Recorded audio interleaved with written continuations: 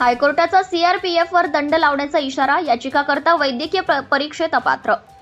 याचिकाकर्त्याला वैद्यकीय परीक्षेत अपात्र केल्यामुळे मुंबई हायकोर्टाच्या नागपूर खंडपीठाने केंद्रीय राज्य राखीव दल यांना नोटीस बजावून उत्तर मागितले आहे. 28 जानेवारीपर्यंत उत्तर सादर न केल्यास शिक्षात्मक दंड लावण्यात येणार असल्याचा इशाराही हायकोर्टाने केंद्रीय राज्य राखीव दल यांना दिला आहे. या प्रकरणी न्यायमूर्ती अविनाश घरोटे आणि न्यायमूर्ती अभय मंत्री यांच्या समक्ष सुनावणी झाली. सिद्धांत क्रांतीवीर तायडे असे याचिकाकर्त्याचे नाव आहे. सिद्धांत यांची स्टाफ सिलेक्शन अंतर्गत केंद्रीय राज्य राखीव दलामध्ये जनरल ड्युटी कॉन्स्टेबल या पदावर निवड झाली. यानंतर सिद्धांत यांची वैद्यकीय चाचणी परीक्षा घेण्यात आली. त्यांच्या उजव्या हातावर जन्मापासून डाग असल्यामुळे त्यांना वैद्यकीय परीक्षेत अपात्र करण्यात आले. त्यामुळे त्यांनी हायकोर्टात या बाबीला याचिकेद्वारे आव्हान दिले. हायकोर्टाने केंद्रीय राज्य राखीव दल यांना नोटीस बजावून उत्तर सादर करण्याचे आदेश दिले.